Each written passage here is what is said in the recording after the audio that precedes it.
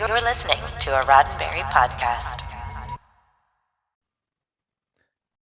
Welcome back, everyone, to another episode of Engage here on the Roddenberry Entertainment Channel on YouTube.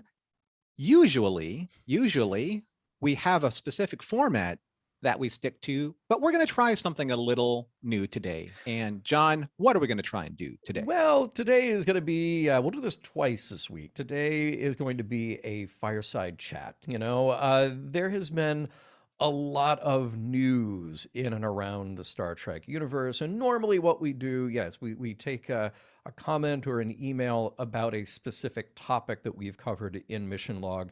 And that's always about Star Trek from the past. That's classic Trek. Where we are right now is Voyager, still some years to go with all of that. But as we all know, there's a lot of Star Trek out there and a lot of Star Trek happening right now. And as of this recording, we're in the middle of season 2 of Picard. We just finished Discovery. We've got Strange New Worlds on the horizon. Star Trek Picard 3 has already wrapped. So that'll be coming who knows when. And then the return of Prodigy and Lower Decks. So there's so much happening.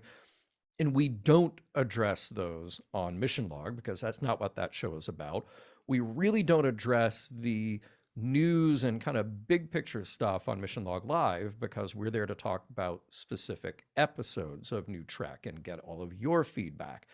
So today we're going to tackle some of these big ideas and just riff on what's happening in the world of Trek at the moment. So now, Norman, I think you narrowed it down pretty well for this one, which is the sort of using social media as a spoiler platform / promotional platform for the franchise. Mm-hmm. And some of this stuff you can tell is very calculated. To what end? Well, I guess that's what we will discuss today. But specifically, we're talking about the effect of releasing spoilers, like a few weeks ago, Kirk being in Strange New Worlds. And then with Picard season 3, the announcement of the cast, the original TNG cast, reuniting at some point in season 3 of Picard. So the question is, for us to kick around and for you to drop in the comments below here, how does this affect us as fans? Does this cause too much premature speculation, incorrect and appropriate speculation? What does that serve, if anything? Norman, help guide us through this morass. So the question that I put in our notes to ask John, are spoilers actually spoiling the freshness of the fandom?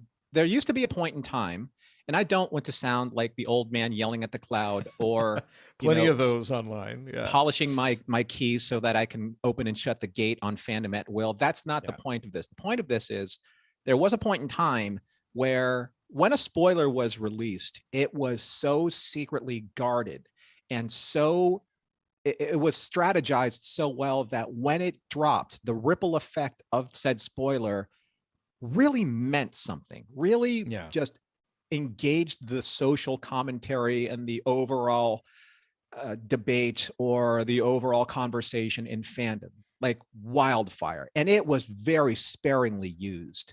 But now, even before Star Trek Strange New Worlds season 1 premieres, which is going to happen on May 5th, the news of a new cast, James T. Kirk, was released prior to the very first second of the very first episode of this series that he's not going to appear into until season 2. Yeah, right. Why? Right.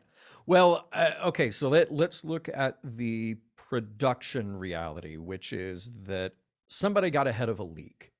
So there was a leak, there was an impending leak, whatever, and then the powers that be decided, no, we want to control the narrative on this story. We want the clicks and the attention and the likes on what we post, not on what somebody else posts.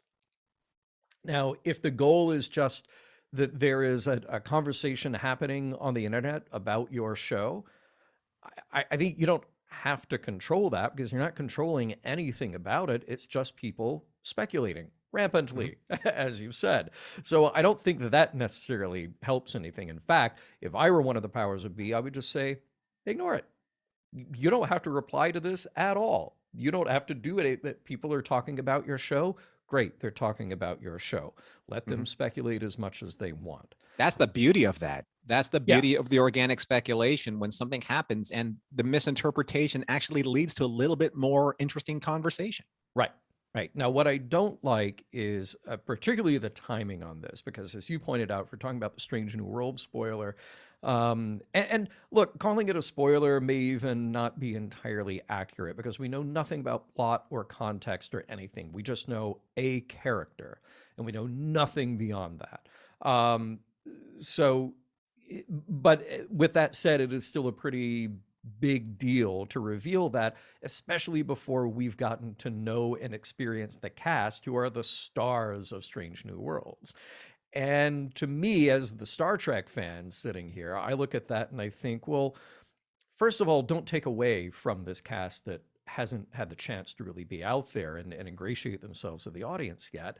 That is my biggest concern. And the other part of my concern is, you know, I've said it before, I don't want this universe to get smaller. I want this universe to get bigger. And by every time you have Star Trek, some version of Star Trek, you have to refer to Kirk, you have to talk about the Enterprise, you have to show Spock or refer to a story, something he already did before. Like, it makes that universe smaller and smaller and smaller, where they're the only people of any importance there. And I'm sorry, but we've had plenty of Star Trek where that was not the case, and it was perfectly fine. On the original series, when we encountered the Constellation or another captain from another ship or whatever, like, that was it. You just assumed, like, okay, there's another ship out there. Happens to be the same class as the Enterprise. And then we met that captain, and, well, his fate, you know. But things usually went badly. Right. But then every story didn't turn into a story about that. Like, it's not Star Trek unless we constantly refer to those things that happened before. So from a storytelling point of view, this is driving me a little insane. The other thing about it is that when you bring in, like, the TNG cast here, again, like, and we'll address this again later in the week, but without context, it just sort of is telegraphing to the audience, like, see, this is the only Star Trek that matters. Star Trek The Next Generation, when they were all together on the Enterprise D, that's what's important.